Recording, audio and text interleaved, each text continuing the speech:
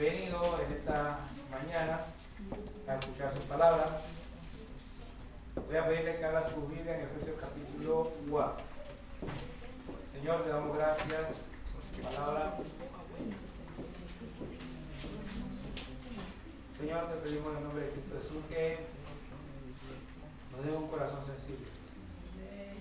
Nos dé un corazón, Señor, oh Dios, que quiera aprender, que quiera crecer, que quiera caminar, Señor, en tus caminos.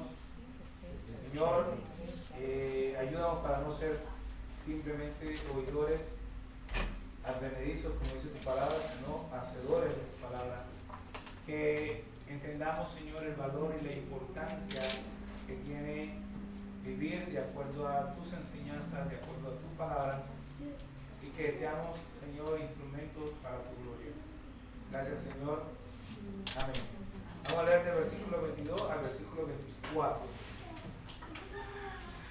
Dice la palabra del Señor: en cuanto a la pasada manera de vivir, despojado del viejo hombre que está viciado conforme a los deseos engañosos, y renovados en el espíritu de vuestra mente, y vestidos del nuevo hombre, creado según Dios en la justicia y santidad de la verdad. Gloria a Dios por su palabra. Nuevo nacimiento, nuevo hombre. Era paz. Efesios 4, nuevo nacimiento, nuevo hombre. Alrededor de los años 60, principios de los años 60, vivía en Nueva York, en Estados Unidos, un joven de origen puertorriqueño que era un jefe de familia.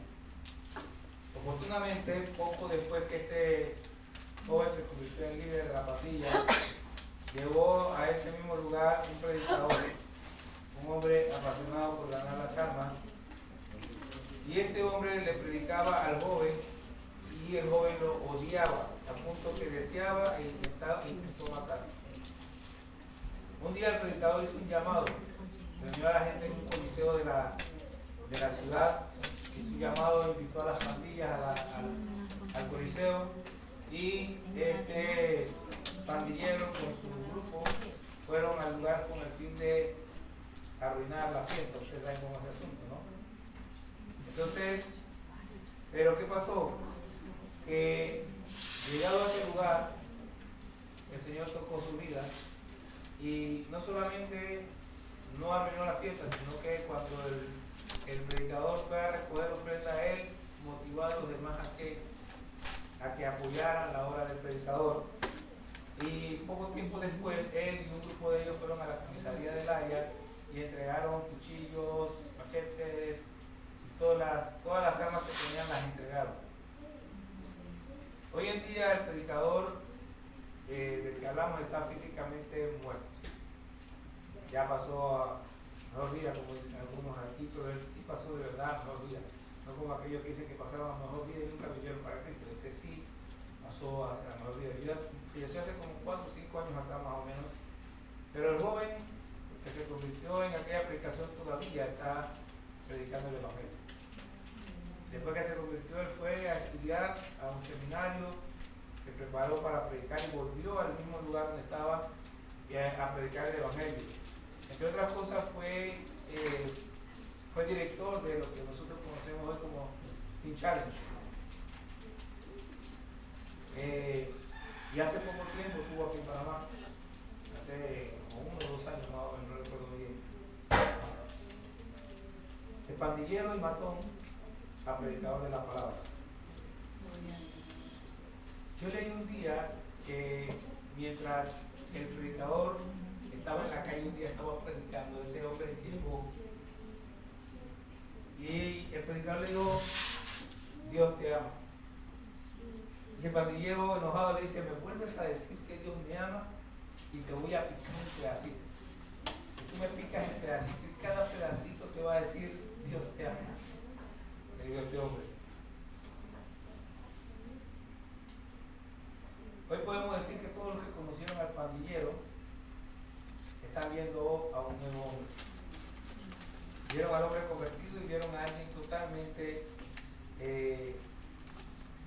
diferente.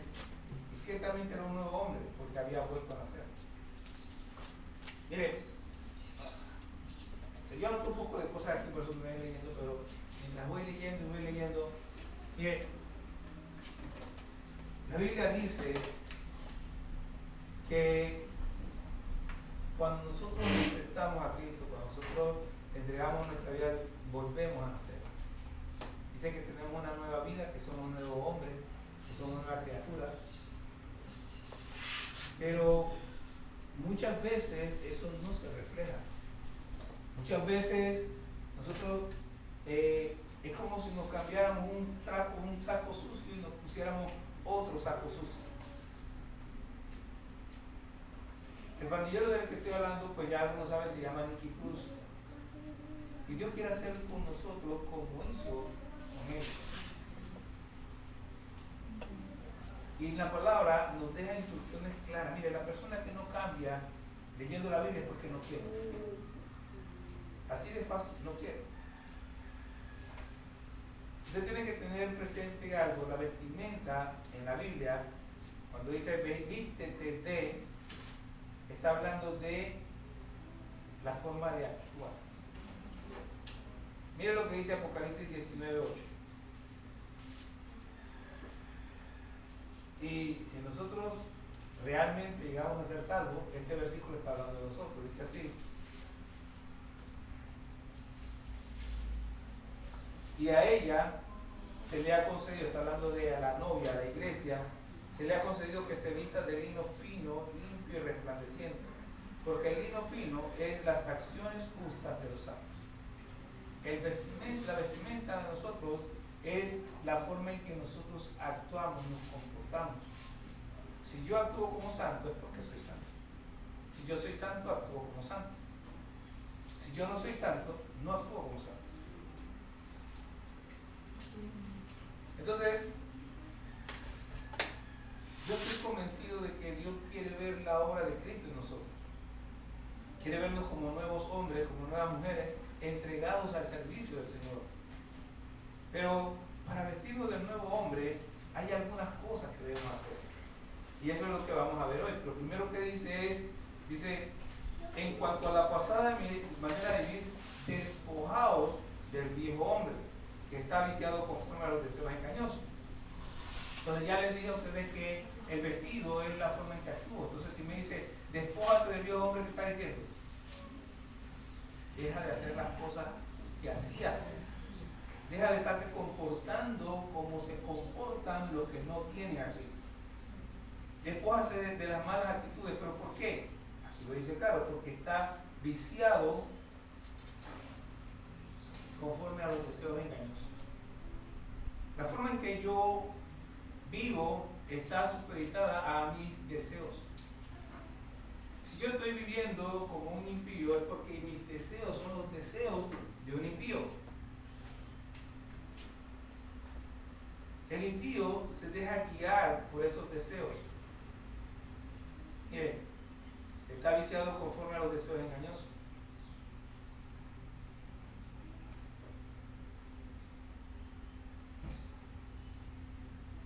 ¿Por qué? Porque el viejo hombre está guiado por la vanidad de su mente. Miren lo que dicen los versículos 17 y 18. Esto pues digo y requiero en el Señor, que ya no andéis como los otros gentiles, o sea, los viejos hombres, que andan en la vanidad de su mente. O sea, en su mente no hay nada que tenga valor. Su mente está guiada por cosas que no tienen sentido. Vanidad es vano, es sin valor, sin mérito. Andan en la vanidad de su mente, en sus pensamientos no hay nada con valor. Dice, teniendo teniendo el entendimiento entenebrecido. ¿Qué significa eso? Bueno, yo no entiendo. ¿Por qué? Porque tu mente, tu entendimiento está en la oscuridad. Entenebrecido, está hablando de tinieblas, de oscuridad. Cuando yo no entiendo es porque mi mente está en una oscuridad tremenda y yo no puedo entender las cosas de Dios. Para poder entender las cosas de Dios necesito la luz de Cristo, la luz del Evangelio. Necesito que el Espíritu Santo ilumine mi entendimiento de manera que yo pueda comprender. Por eso es que cuando la gente dice, tengo una revelación nueva, una de dos cosas. O está hablando de una revelación vieja, o está hablando de una herejía. La revelación completa ya está dada en la palabra. Lo que nosotros tenemos es iluminación. El Espíritu Santo ilumina nuestra mente, que estaba en tiniebla, para que podamos entender la revelación de Dios que está en la palabra. Entonces dice, tienen entendimiento entenebrecido, ajenos de la vida de Dios por la ignorancia que hay en ellos. Mire, usted quiere dejar de estar en tinieblas, deje de ser ignorante. Todos somos ignorantes en una medida y otra. Pero ¿qué pasa? Para yo poder entender algo, tengo que tener un conocimiento básico. ¿Ustedes creen? Si fuera tan fácil, los niños nacerían hablando. Pero los niños no se hacen hablando porque no tienen el entendimiento básico, no tienen el conocimiento básico. Con el paso del tiempo, ellos van escuchando, y van generando un conocimiento que les permite articular algunas palabras. Y empiezan a decir esto, lo otro. Entonces, de repente nos sorprendemos con lo que el niño, pero es que el niño está escuchando y está adquiriendo una base. En estos días, Daniel sorprendió a Melanie porque ella le dice, mami, ¿quién soy yo? Y usted sabe, las mamás, tú eres mi bebé, y yo no sé qué, no sé cuándo. Y Dani le dice, yo soy tu primogénito. La que la dejó así como pasmada. ¿Pero por qué? Dani va a la iglesia todos los días. Yo no sé qué le enseñan en la escuela dominical, pero el hombre está escuchando y está aprendiendo, tiene una base. Y ya le entiende lo que, si él no tuviera la base, no entendería lo que es ser un primogénito. Entonces, la ignorancia que hay en ellos, ¿cuál es la ignorancia? Ellos tienen una ignorancia rampante de Dios, no entienden, no saben, no conocen quién es Dios, no saben nada de Dios. Usted se encuentra, usted sale por ahí y les pregunta a la gente y se cierran porque no, lo que pasa es que mi mamá, mi papá, no sé qué, pero ¿tú qué? ¿Tú qué? ¿Has aprendido algo? ¿Has estudiado algo? ¿Has visto algo? ¿Has leído la Biblia? ¿Entiendes lo que dice la Biblia? Yo me acuerdo que siendo niño, era niño yo, y yo creo que ya yo les he dicho que ese segundo mandamiento, que es el más largo, creo que es el más largo de todos, desde niño está en mi cabeza. Yo no sé por qué me lo aprendí, pero me lo aprendí. Y yo creo que me lo aprendí porque yo vivía, al igual que todos nosotros, en una comunidad cargada de idolatría, donde la gente, que sea el santo este, que sea el santo el otro. Y yo tenía en mi cabeza, claro, no te hagas imagen, ninguna semejanza, pero que esté arriba en el cielo, debajo de la tierra, ni las aguas debajo de la tierra. No te inclinarás ante ella, ni las honrarás. Porque yo soy Jehová, tu Dios fuerte, feroz. Lo tenía en mi cabeza porque eso me estaba, yo lo tenía ahí para guardarme. Entonces, ese conocimiento me permite entender. Nosotros tenemos que tener conocimiento de la palabra para poder disipar las tinieblas que hay en nuestra mente. Por la dureza de su corazón. Y aquí es el punto.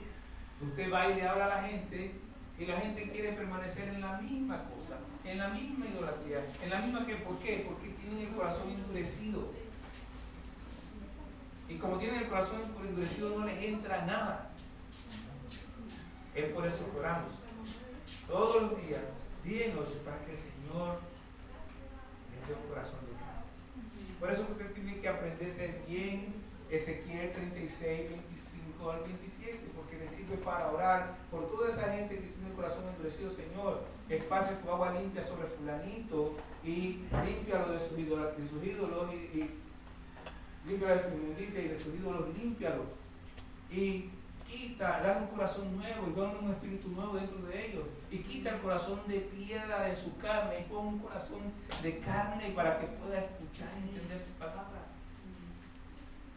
Y luego pon, Señor, tu Espíritu Santo sobre mí. Para que pueda, mire, usted, una de las cosas que yo quería hacer, pero no lo hice. Usted se aprende el versículo, pero lo analiza. Usted lo analiza. Cada versículo lleva un orden. Mire, usted no puede recibir el Espíritu de Dios si no tiene primero un corazón de carne.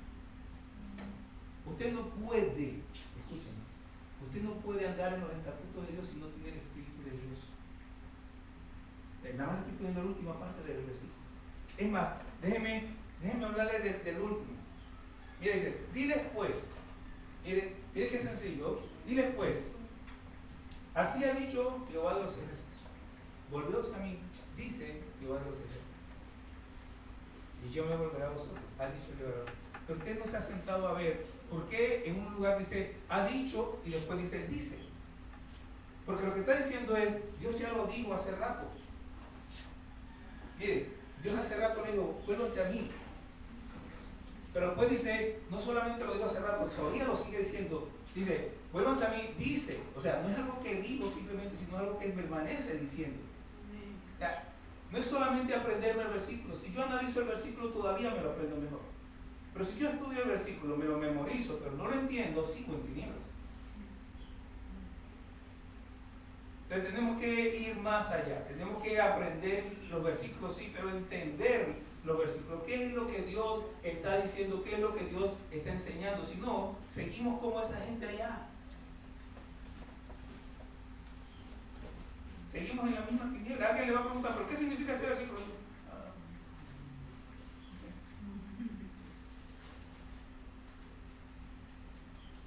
Y eso no es lo que Dios quiere. Dios quiere que nosotros seamos entendidos. Nosotros debemos despojarnos del viejo hombre, porque el viejo hombre no puede participar de la naturaleza divina, porque no huye de la corrupción que hay en el mundo a causa de la concupiscencia. Miren lo que dice 2 de Pedro 1:4. Este versículo lo conocemos bastante bien. Yo digo que lo conocemos, pero a veces como que dicen por ahí como de manera chistosa que entra por un lado y sale por el otro. Yo pienso que no entra, nada más rebota. Dice,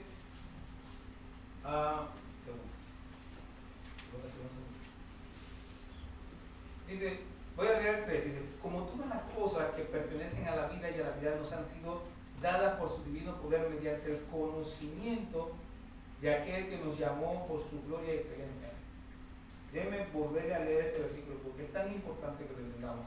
Como todas las cosas que pertenecen a la vida y a la vida nos han sido dadas. ¿Cuándo? Mañana. Ya no fueron dadas, ya son nuestras. Nos han sido dadas por su divino poder mediante, este es el medio por el cual nos fueron dadas las cosas, mediante el conocimiento de aquel que nos llamó por su gloria y excelencia. Ahora, si usted no conoce a aquel que nos llamó por su gloria y excelencia, ¿las cosas que dice aquí ya le fueron dadas? No, porque es mediante el conocimiento que nosotros recibimos esas cosas. Ahora dice, por medio de las cuales todas las cosas que pertenecen a la vida y a la piedad, por medio de las cuales nos ha dado preciosas y grandísimas promesas para que por ellas llegasen a ser participantes de la naturaleza de Dios, habiendo huido de la corrupción que hay en el mundo a causa de la concupiscencia. Ahora, si yo no huyo de esa corrupción,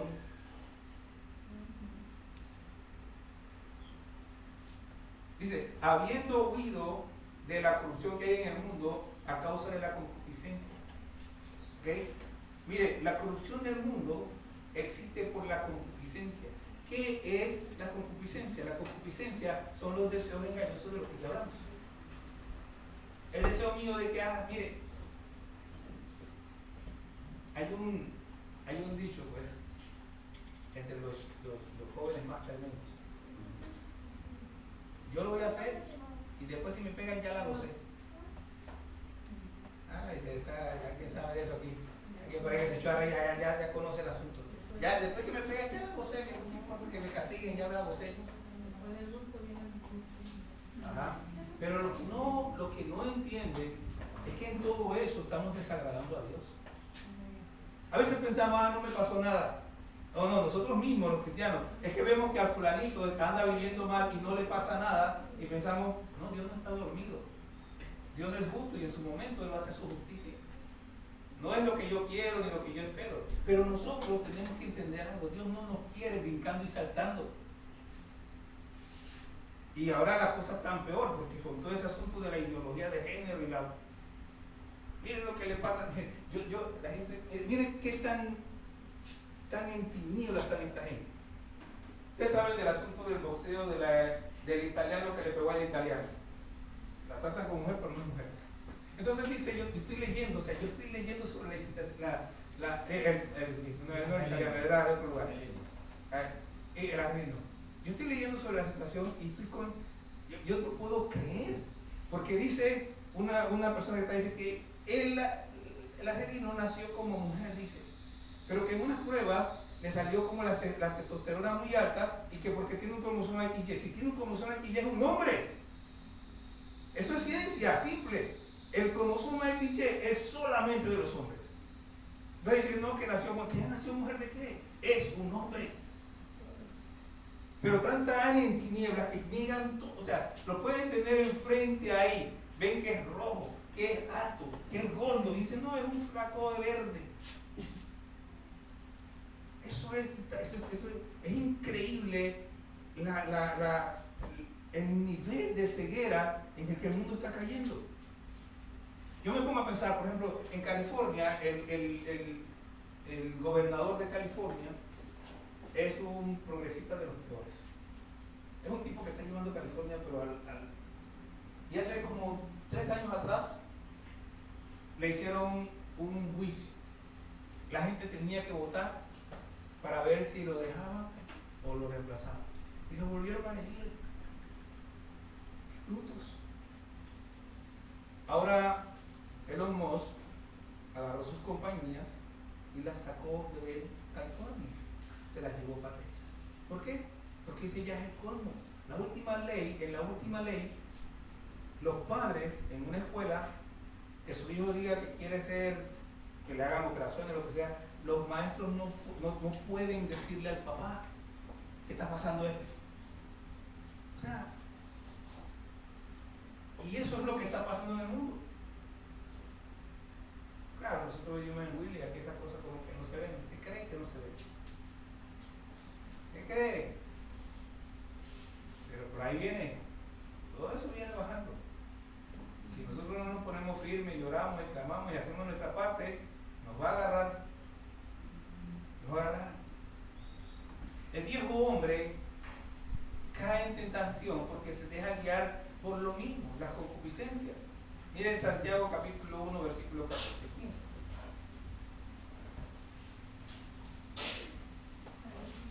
15.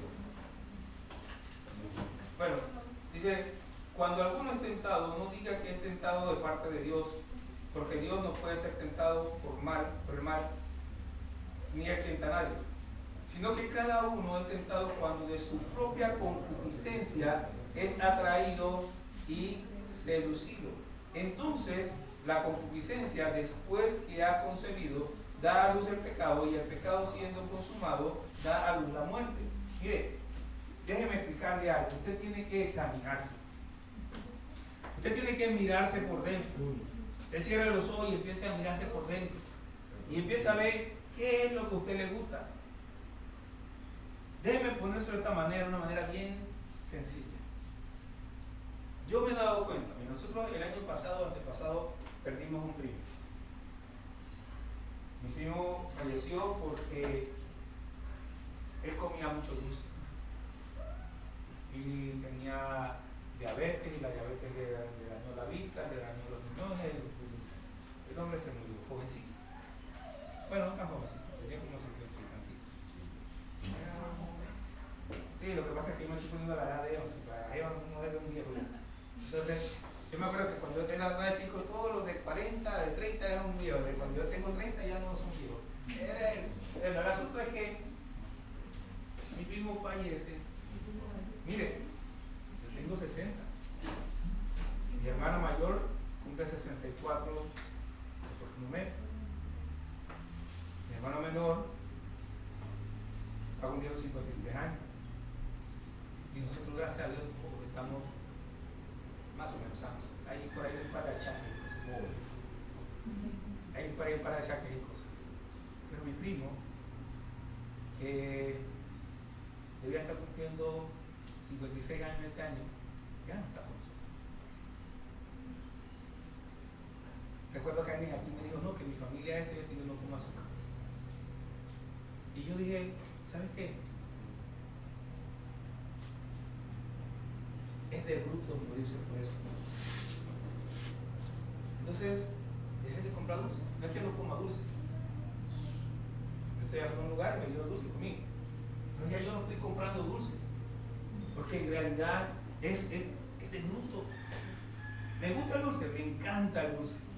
Ustedes saben cómo soy yo, me encanta comer, pero he también bajado la comida. Si yo me muero no es porque no tomé medidas, quizás porque las tomé tarde. Pero yo voy a dándome cuenta de que ciertas cosas que a mí me gustan, concupiscencia, no son buenas para mí. ¿Ya entienden lo que es la concupiscencia? Entonces, cuando nosotros tenemos gustos y cosas que no solamente que me afectan la salud, sino que van en contra de la palabra de Dios, el Señor dice, corre, huye de esa cosa, déjalo ahí. Ah, no, que me gustan, no importa cuánto te gusta, o que tú eres un perro, eres un caballo, porque los animales no pueden ir en contra de sus instintos, pero el ser humano sí puede. El ser humano puede tomar la decisión y decir, ¿tú sabes qué? Esto me gusta mucho, pero me hace daño. Y cualquier cosa que va en contra de la voluntad de Dios me hace daño. Entonces yo tengo que dejarla. No me gusta, sí me gusta. A lo mejor me cuesta dejarla, pero el problema no está en que yo no pueda dejarla. El problema está en que yo no haga absolutamente nada para tratar de dejarla. En que yo no me esfuerce y trabaje duro para ir dejando, aunque sea poco a poco, pero dejarlo. Porque ¿a quién quiero agradar a Dios? ¿A quién quiere agradar a usted? Yo quiero agradar a Dios. Yo no soy usted, yo quiero agradar a Dios. Y créeme, o sea, aquí le está diciendo a alguien que le cuesta. Aquí los más viejos son testigos que yo lo primero que dije cuando llegué aquí era que me gustaba mucho ver televisión. Y lo dije por años. Y yo sabía que debía dejar eso. ¿Por qué? ¿Por qué es malo? No, porque me roba tiempo. ¿Por qué es tiempo que yo puedo estar estudiando la palabra? ¿Por qué es tiempo que puedo estar orando? ¿Por qué es tiempo que puedo estar ayudando a alguien? ¿Por qué es tiempo que puedo estar haciendo? Ahora, no es que yo no vea definitivamente televisión. Es que reduje. Ya yo no me paso horas viendo películas en la televisión.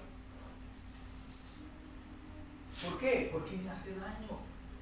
Físicamente, no, espiritualmente me hace daño. Y usted tiene que hacer lo mismo, o sea, véase, revise cuáles son esas concupiscencias que tiene que lo están llevando por el mal camino. No ande en la vanidad de su mente. No tenga el entendimiento entenebrecido. No sea ignorante y no endurezca su corazón. Porque cuando yo quiero seguir en esa concupiscencia es porque estoy endureciendo mi corazón contra lo que Dios me está diciendo que debo hacer. Entreguémosle nuestro corazón a Dios. El viejo hombre sigue a la carne. Y usted tiene que saber algo. La Biblia dice que no hay ninguna condenación para los que están en Cristo Jesús, los que no andan conforme a la carne, sino conforme al Espíritu. Gálatas 5, 16 al 18 dice, digo pues, andad en el Espíritu y no satisfagáis los deseos de la carne, porque el deseo de la carne es contra el Espíritu y el del Espíritu es contra la carne, y estos se oponen entre sí para que no hagáis lo que quisierais, o hacer lo de la carne o hacer lo del Espíritu. Pero si sois guiados por el Espíritu, no estáis bajo la ley. Hermanos, y ahí más adelante vienen todas las obras de la carne. Y a mí una de las cosas que me llama la atención es que dice, manifiestas son las obras de la carne, pero cuando habla del Espíritu no habla de obras, habla del fruto. Interesante, ¿no? Lo de la carne son obras, pero lo del Espíritu es fruto. Y el fruto generalmente es beneficioso. Las obras puede que sí, pero no. Entonces, si nosotros queremos realmente vestirnos del nuevo hombre, o sea, ser ese nuevo hombre, lo primero que tenemos que hacer es despojarnos del viejo. Despójese de esas obras que usted en las que está haciendo. Y luego de eso, ¿qué? Bueno, lo primero ya dijimos que es despójese del viejo hombre. Lo segundo es renovaos en el espíritu de vuestra mente. ¿Qué es el espíritu de mi mente y por qué tenemos que renovarlo? El espíritu de mi mente es el entendimiento que yo tengo de las cosas. Renovados en el Espíritu es renueva tu entendimiento, cambia, aprende cosas nuevas que te ayuden a entender las cosas de la manera correcta.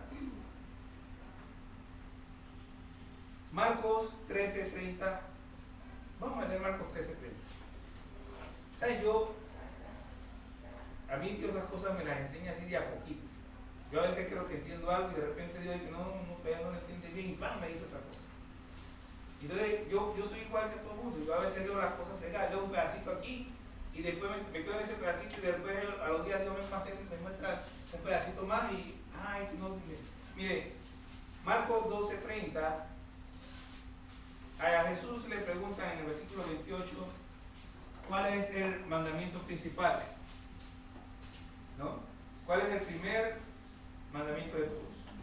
Y Jesús contesta en el versículo 29 y 30, la respuesta a eso, el primer mandamiento es, mire, oye Israel, así empieza, el Señor nuestro Dios, el Señor uno es, y amarás al Señor tu Dios con todo tu corazón, escuche, y con toda tu alma, y con toda tu mente, y con todas tus fuerzas. Este es el principal mandamiento. ¿Ok? ¿Lo oyeron? Ahora, miren lo que interpreta la persona que hizo la pregunta en el versículo 33. Dice, 32, entonces el escriba dijo, bien maestro, ¿verdad has dicho?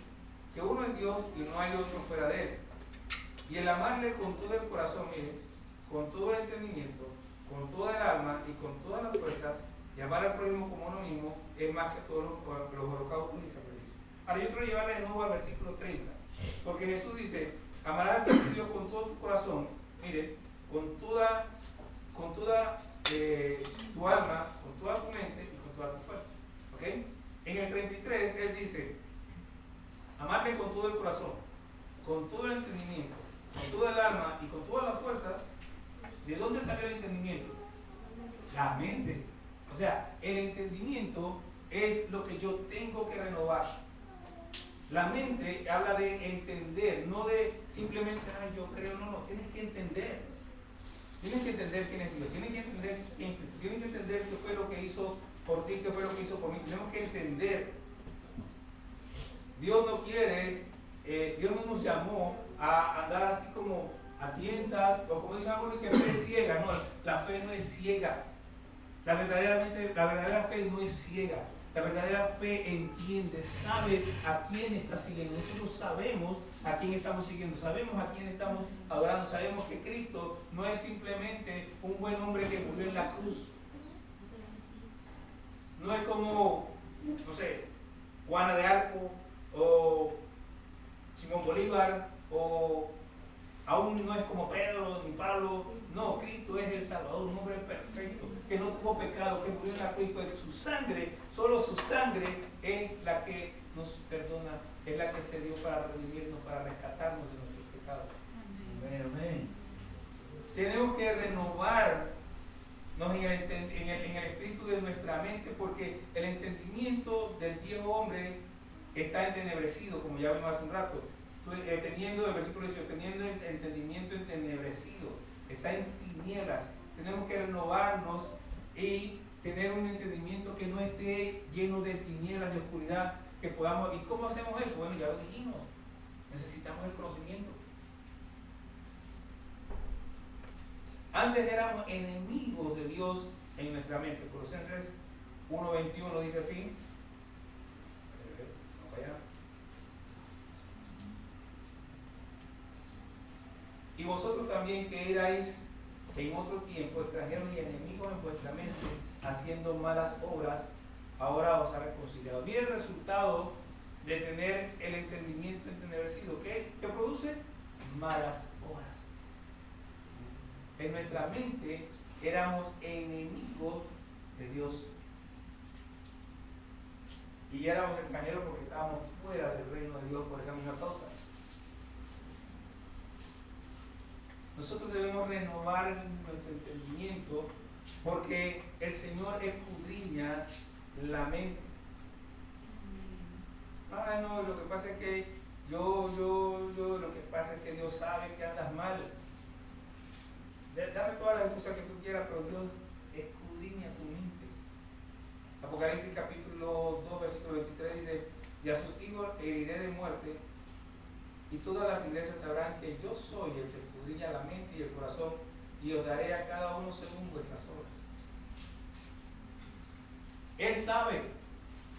Usted puede decirme lo que quiera, póngame la carita que usted quiera, hágamelo, Dios sabe. No, que no puedo, hermano, porque no, Dios sabe. Él sabe lo que estás pensando ahora.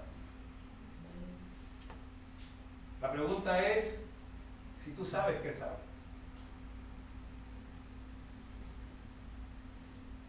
Tenemos que renovarnos en el espíritu de nuestra mente para poder cambiar. Para hacer un cambio físico, para hacer un cambio de actitud, nosotros lo primero que tenemos que hacer es cambiar en nuestra mente. El famoso Romanos 12:2 dice, no os conforméis a este siglo, sino transformados por medio de la renovación de vuestro entendimiento, para que comprendáis, ¿ves? Iluminación, cuál sea la buena voluntad de Dios, agradable y perfecta. Transformación en la mente. ¿Cómo? Estudiando la palabra de manera concienzuda. No leyéndola ahí, ay, no entendí ya. No. Déjenme darle una clave. Cuando usted está leyendo algo y no lo entiende, es porque hay una o varias palabras que usted no conoce. Entonces lo que usted tiene que hacer es ir al diccionario y buscar los significados de las palabras que no entiende. Porque cuando usted va entendiendo las palabras, todo el texto se va abriendo a usted. La razón por la que nosotros no entendemos muchas cosas es porque no entendemos, no tenemos la base para entenderla. Y la base está en las palabras. Cuando usted conoce las palabras, usted conoce el significado. Pero si usted no conoce el significado, no conoce las palabras, usted no puede entender lo que se le está diciendo. Nos lo decía Eduardo Góndola, que él había tenido ahí en los barcos había un hombre que era, creo que de Dominicana o de, no sé, de una de estas islas, y que el hombre un día le dice, me voy del barco. Pero te vas, o sea, ellos ganaban mucho dinero. Me voy. Dije, voy a estudiar español. Porque para yo entender, yo quiero entender bien la palabra, y para poder entenderla bien tengo que conocer bien el español. Si usted no sabe lo que es una preposición, no sabe qué es un artículo, no sabe qué es una conjunción, usted no entiende. Usted lo está leyendo, pero usted no sabe. Necesitamos entender, necesitamos conocer nuestro idioma para poder saber qué se dice aquí. Y si usted, vamos a suponer, no conoce el idioma, no importa, agarra un diccionario cuando está leyendo y con el diccionario en la mano empiece a buscar para que pueda entender.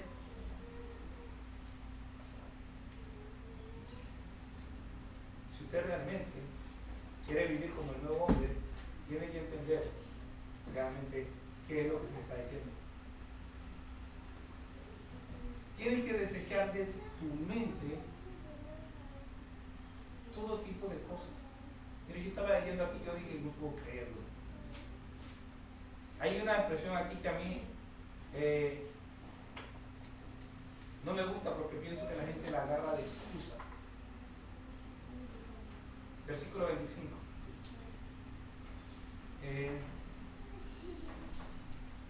Por lo cual, desechando la mentira, habla verdad, cada uno con su prójimo, porque somos miembros los unos de los otros. Primero, usted tiene que agarrar y tiene que empezar a dejar de tener miedo.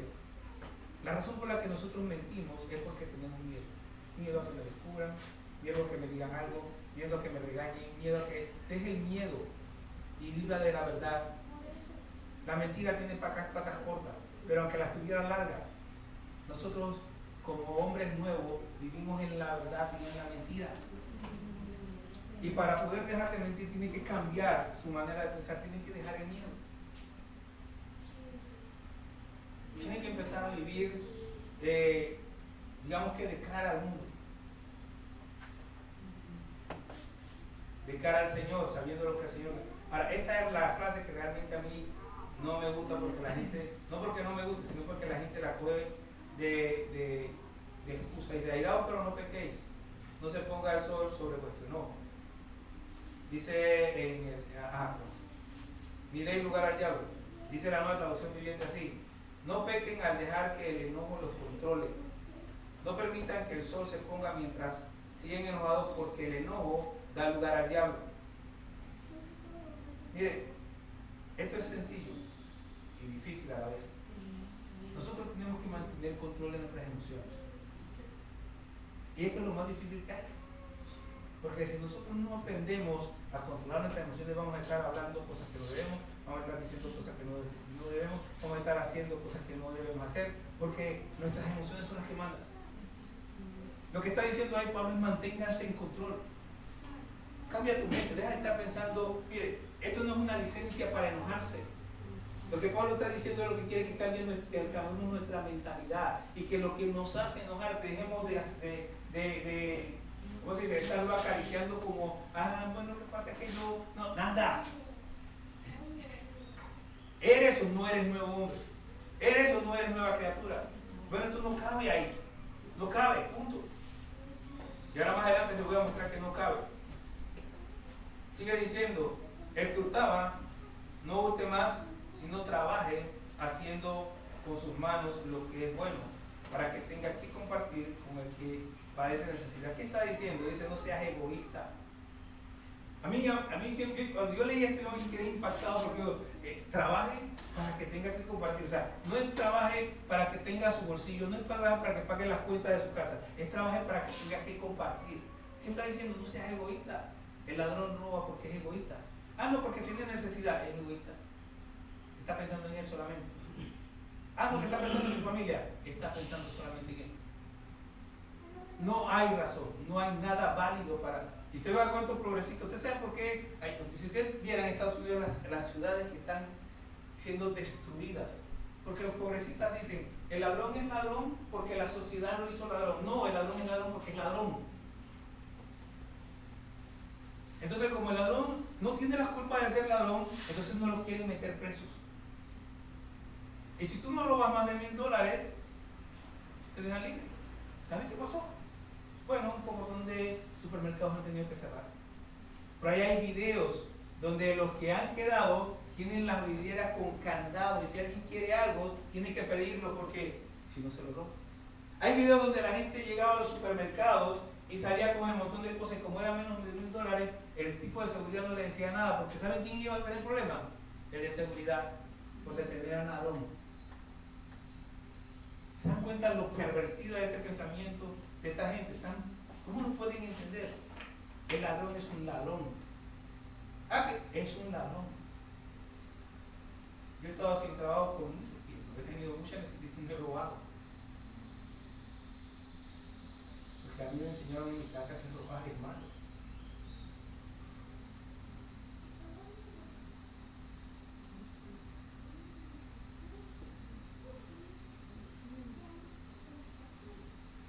Es un cambio de mente.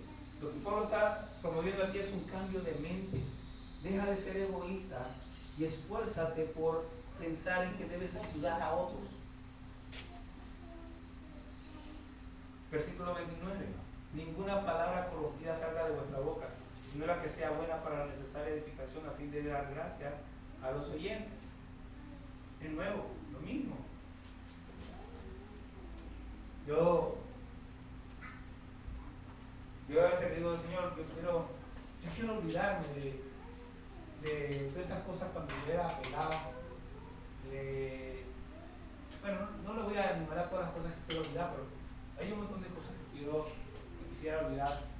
Pero bueno, no las puedo olvidar, pues simplemente Dios no me las quiere borrar de la cabeza. Pero yo recuerdo que fuera de mi casa yo era bastante boquisucio. No me comparaba con los más boquisucios, pero decía mis palabras. Pero en mi casa, delante de mi mamá. Ahora, cuando yo crezco, cuando me convierto, yo creo que cuando me convertí yo no decía palabrotas, pero yo pensaba siempre que la gente de la high era gente siempre bien pulcra, bien comedida, no sé qué. Y bueno, me tocó trabajar con algunas personas de la high, y me di cuenta que eran más poco sucios que la gente que yo conozco, que la gente de barrio con la que yo crecí. Y esto tiene su origen básicamente en que nosotros nos mimetizamos. ¿Sabes lo que es eso, no? Lo que hace el camaleón, que cuando está en un lugar, pan, se pone de un color y cuando está en otro se cambia de otro color. Entonces cuando nosotros estamos entre los vulgares, nos volvemos vulgares. Cuando estamos entre los santos, nos volvemos santos. Tenemos que ser originales. O quizás no la palabra original, sino que ser de un íntegro, es la palabra correcta. Lo que nosotros somos en un lugar, eso mismo debemos ser en todas partes. Sin hablar de, mire, hasta hace rato entendí. Cuando yo escribo en WhatsApp, yo trato de escribir correcto, yo no escribo corto. Si usted se mete a buscar, por ejemplo, en Google, usted quiere buscar el Dios que adoramos, por ejemplo. Usted pone el Dios y abajo le aparece el Dios que adoramos, le aparece en minúscula. Yo lo escribo completo, porque mi Dios no se escribe con minúscula. Y yo trato, hasta donde yo puedo, de poner las comas, las tildes. Yo me acuerdo que cuando yo venía creciendo escribíamos con mayúscula cerrada. ¿Por qué? Porque las mayúsculas no se tildaban. Entonces, para evitar mostrar nuestra ignorancia, escribíamos en mayúscula cerrada porque no teníamos que poner las tildes. Pero cuando yo me di cuenta de la burrada que era eso, yo dije, no, yo tengo que aprender a escribir bien. Y todavía me equivoco, pero yo trato de escribir bien, y gracias a Dios porque Word me corrige. Y me dice, te equivocaste. Y yo tengo un problema, por ejemplo, con del. Del es una contracción, hay dos contracciones, del y al. Y yo a veces estoy escribiendo, en vez de escribir del, pongo de él. Del es la contracción de de y él. Pero si uno va a escribir del carro, por ejemplo, lo correcto es escribir del y no de él. Entonces el Word me dice, te equivocaste. Desde que borro la E y pego la L. Entonces, yo trato siempre de escribir correctamente hasta donde puedo. Y eso es cuando estoy solo y cuando estoy entre la gente. Yo trato de hablar correctamente hasta donde puedo. Eso es cuando estoy solo, hablando conmigo mismo, cuando estoy hablando con Dios y cuando estoy hablando de la gente. Mire, yo me doy cuenta que nosotros, por ejemplo, cuando oramos, si las palabras se pusieran a gastar, el Señor ya estaría gastado.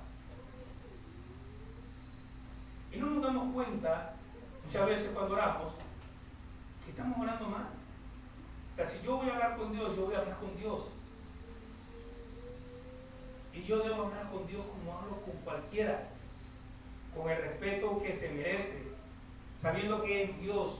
Pero nuestro lenguaje es un lenguaje religioso que muchas veces hasta molesta a Dios.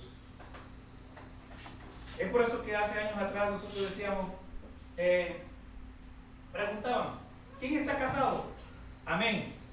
¿Y amén de qué? Yo estoy casado. Amén no significa eso. O sea, en nuestro lenguaje religioso, amén se usa para todo.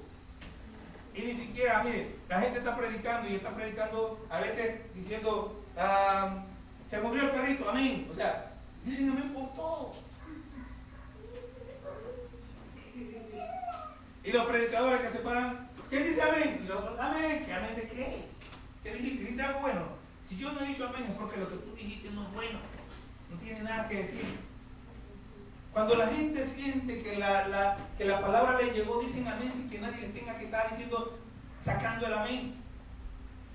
Y algunos, como aquí, no dicen amén nunca porque no están acostumbrados a eso. Cuando llegamos a otras iglesias, quedamos así como que, porque todo el mundo está diciendo amén y nosotros estamos ahí. Pero es mejor no decirlo que decirlo en palabras y cosas que no están. Y hay muchos que se la pasan, los que están acostumbrados a decir amén, dicen amén por cualquier cosa y ni analizan por qué están diciendo amén. Tenemos que ser correctos. Correctos. ¿Es malo decir amén? No. Pero aprendamos a saber que el amén tiene su lugar. Dios no está buscando religiosos, Él no está buscando cuadrangulares en la iglesia de Dios ni nada. Él tiene un pueblo. Y el pueblo de Dios es un pueblo entendido. Ahora sí, vístete del nuevo hombre. Lo primero que dice ahí, versículo 24, dice, porque el hombre está creado según Dios en la justicia y santidad de la verdad. Hablamos un rato aquí de la verdad. La verdad es Cristo. ¿Okay? La verdad es la palabra. El hombre de Dios tiene un parámetro por el cual vive. ¿Cuál es el parámetro? La palabra de Dios. Simple. Hay quienes me dicen por ahí, no hay verdad absoluta. Cristo es una verdad absoluta. Y quizás la única. La palabra de Dios es verdad absoluta. Por ahí, si usted leyera así un poco de historia y leyera comentarios, hace años atrás yo siempre me río porque siempre la gente que va en contra de la Biblia siempre queda retratada en la palabra. Allá en esta aprendí viendo cosas de fútbol, que por ejemplo cuando hablaba mal de un futbolista, decían que este tipo nunca hace gol. Ese día el futbolista metió gol y el que dijo que no metía gol quedó retratado. Así mismo le pasa a esta gente con la Biblia. Siempre están diciendo que la Biblia es esto, que la Biblia es otro, y cuando van a quedar retratados. Ahí decían Belsasar, el de allá del libro de Daniel, Belsasar no existió, decía. A mí me impresiona la arrogancia del ser humano. ¿Okay? Como los arqueólogos no habían encontrado en ninguna parte nada que dijera que Belsasar había existido, decían Belsasar no existió, como si ellos lo supieran todo, como si hubieran encontrado todas las cosas arqueológicas que hay que encontrar. Ellos dicen Belsasar no existió porque un par de ellos no han encontrado nada. Bueno, resulta que apareció una tablilla real que decía Belsasar en Babilonia. Quedaron retratados. Allá en la Edad Media, es como ahora, o sea, yo no entiendo. La tierra era plana y la Biblia dice que es redonda. Quedaron retratados. Cada vez que alguien viene y se pone contra la Biblia, queda retratado, porque la Biblia es verdad absoluta. Decían que, por ejemplo, el relato de Lucas sobre el nacimiento de Jesús no era correcto porque el censo del que él habla ahí no ocurrió y no sé qué, no sé cuándo. Y entonces escuchaba a César Vidal y decía, lo que pasa es que tuvieron 2 censos. Y decían que no, que porque los nombres que usa Lucas, y resulta que se comprobó que los nombres correctos son los que usa Lucas y no los historiadores de afuera.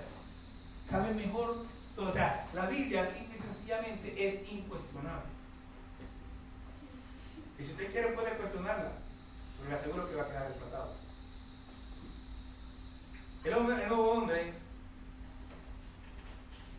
versículo 31. El nuevo hombre no anda amargado. Quítense de nosotros toda amargura.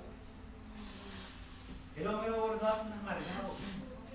¿Por qué voy a estar amargado si yo tengo a Cristo?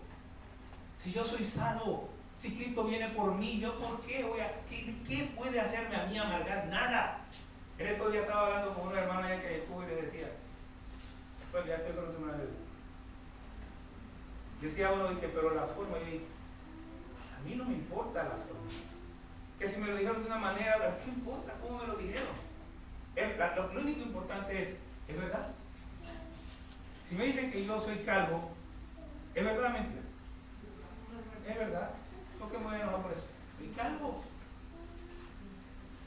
Ahora, si me dicen que soy un calvo mentiroso, es mentira. Tampoco me importa porque es mentira. Yo no veo qué hay, qué razón hay. Ahora, si me dijeran que Cristo no viene, es mentira.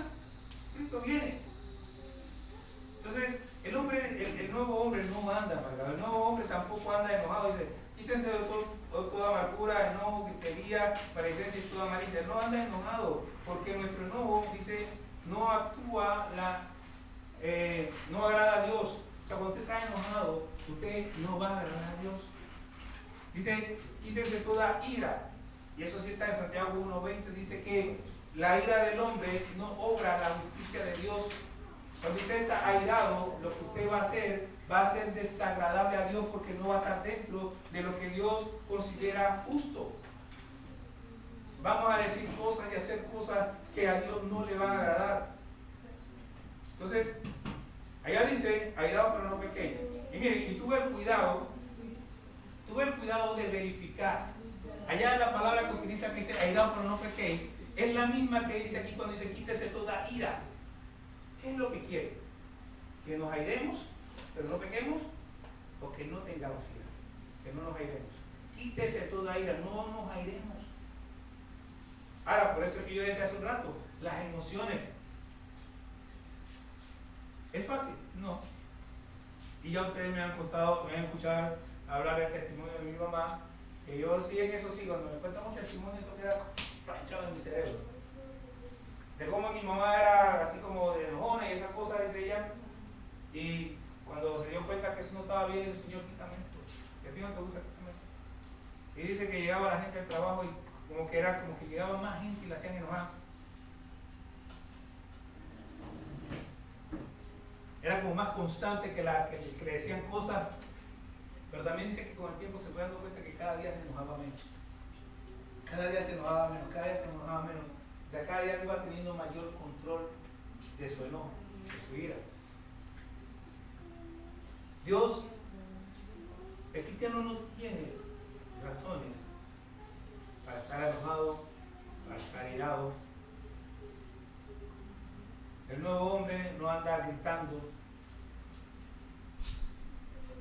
Mi mamá me dice una vez, Iván, tú no eras escandaloso porque Dios no cambia ciertas cosas. Dice, mamá, a mí me gusta todavía escuchar mi música gubernamental, pero yo estoy clarito que eso no agrada a Dios. Eso no bendice a nadie, así que no lo haga. Y ya no me cuesta, o sea, no es que tengo que una lucha porque quiero ir, no, normal. De hecho, a veces pongo el televisor y me doy cuenta que está muy alto y yo mismo lo hago. Yo no tengo problema con eso. Quítese toda maledicencia. Ya lo leímos hace un rato, ¿no? Maledicencia, no estoy diciendo palabrotas. El nuevo hombre no anda maldiciendo porque Dios nos ha puesto para bendecir. Romanos 12, 14.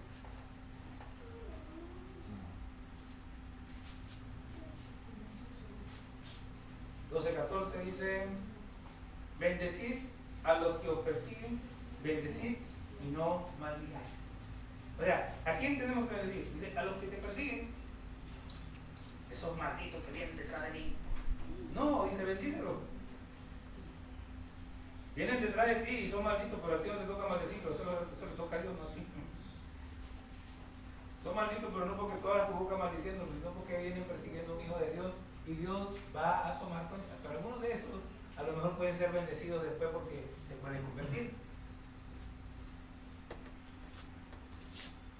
Santiago 3:10 dice, de una misma boca proceden bendición y maldición. Hermanos míos, esto no debe ser así. ¿Acaso alguna fuente hecha por una misma abertura, agua dulce y agua amarga? De nuestra boca no debe salir ningún tipo de maldición. No debe salir. En lugar de eso, el nuevo hombre es benigno. Ahí está. Antes ser benigno. ¿Qué significa ser benigno? Bondadoso, amable. Mire, la palabra benigno dice que es útil a los demás. ¿Ah? ¿Qué significa eso? Bueno, una persona benigna ve a alguien con unos paquetones y dice, yo te ayudo. Ve a alguien que está cambiándole algo y dice, ay, yo te ayudo. Es útil porque él simple y sencillamente no puede ver que la gente está mal, él es amable y él va tratando de ayudar a todo el mundo, útil a los demás. Ser benignos, dice unos con otros, misericordiosos. O sea, misericordioso es ser de buen corazón, ser compasivo, ser simpático. Tener simpatía, ser simpático, más bien, debería ser más bien ser empático. Ser misericordioso. Mire, usted olvídese de todo lo negativo que dije y quédese con lo positivo. Esto es lo que debemos ser. Si usted es lo que debe ser, lo otro no lo va a hacer. Punto. Dice que debemos ser perdonando unos a otros, debemos ser perdonadores. ¿Por qué debemos ser perdonantes? Dice, porque Dios también nos perdonó a nosotros en Cristo. Y lo que Dios me perdonó a mí y lo que te perdonó a ti es más grande que cualquier cosa que te puedan hacer. Y si no, vaya a ver allá la parábola del siervo malvado, que llegó a donde su señor y le debía, en términos de este tiempo, serían como 10 millones de dólares, una cosa así. Y le rogó, no, por favor, y no me metas así. Está bien, no te van a meter preso. Pero salió y llegó y encontró uno que le debía 150 dólares y le entró a palo y le dijo y lo metió preso. Y cuando le dijeron a su señor lo que había hecho, siervo malo, toda esa gran deuda te perdoné y tú no pudiste perdonar esa pequeña deuda, ahora bájame hasta que pagues. ¿Cuándo tú puedes pagarle a Dios por tus pecados? No puedes pagarlo en la eternidad. Sencillamente no puedes pagar. Y ahora imagínate, este hombre tenía una deuda tan grande. Y lo metieron preso hasta que pagara. ¿Cómo lo va a pagar si está preso? O sea, simple y sencillamente es impagable la deuda. Nosotros tenemos que saber quiénes somos. Dios nos hizo nuevos totalmente. Si estás viviendo como el viejo hombre, ya quítate esa vestidura y vístete de lo que realmente eres. Efesios 2:15 menciona por primera vez al nuevo hombre como tal. En ese versículo me gustaría resaltar que dice para crear en sí mismos. Vaya a Efesios 2:15.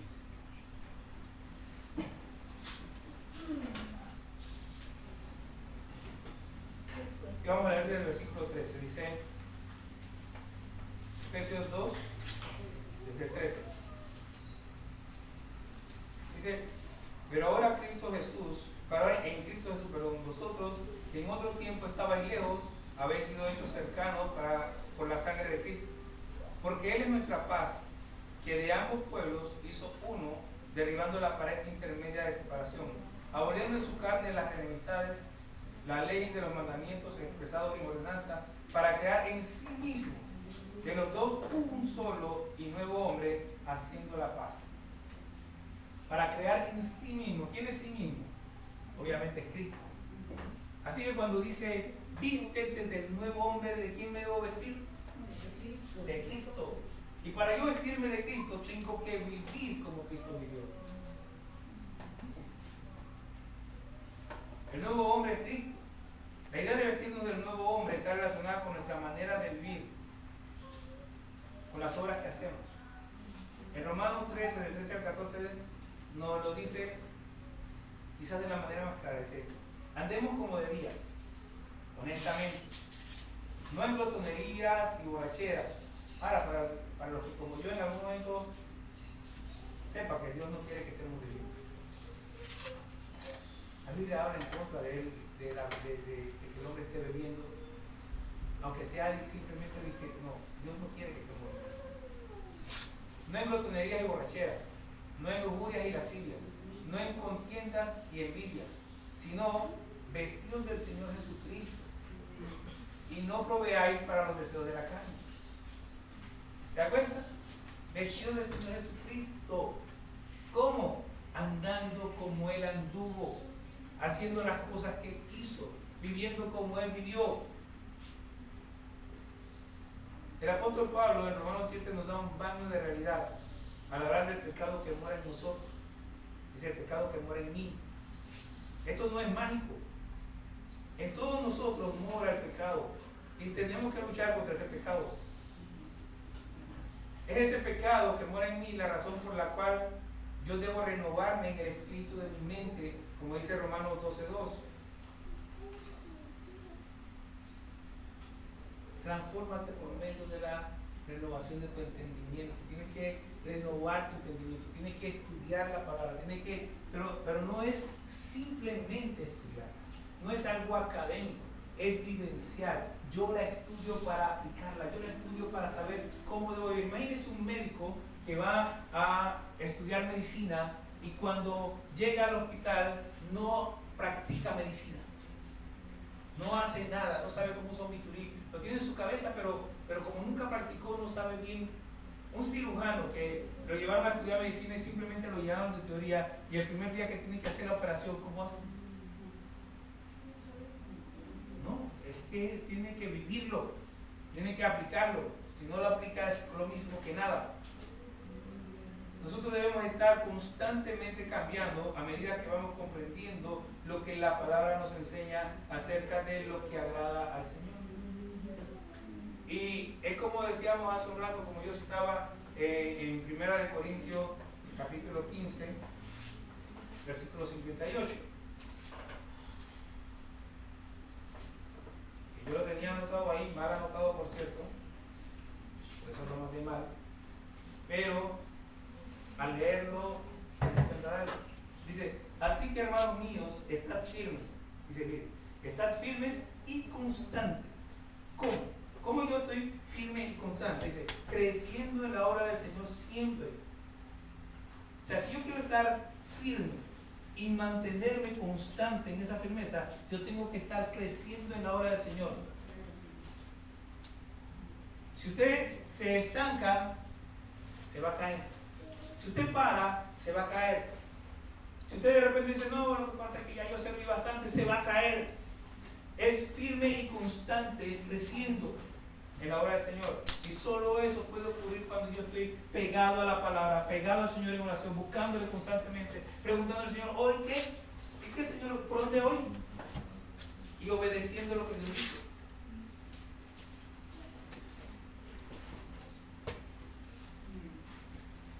Pero quizás lo más importante que debemos comprender es que cuando la Biblia dice cosas como vestidos, sobre todo en el Nuevo Testamento, se refiere a nuestras obras, la forma en que actuamos.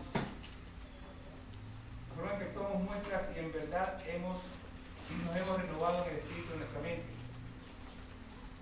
Si estamos renovando nuestro entendimiento, porque no sirve de nada que en nuestra cabeza lo comprendamos y no lo apliquemos a la vida diaria.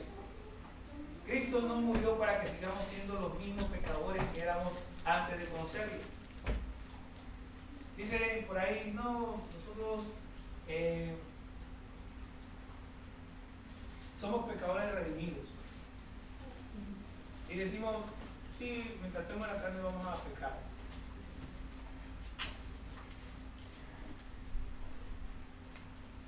Entonces yo me pregunto por qué Dios nos dice ser santos, porque yo soy santo. Porque si yo no tengo manera de dejar de pecar, yo no puedo ser santo.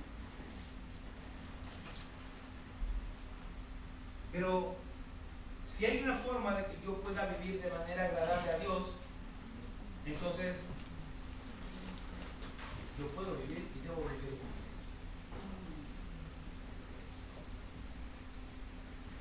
Vuelvo a decir, Cristo no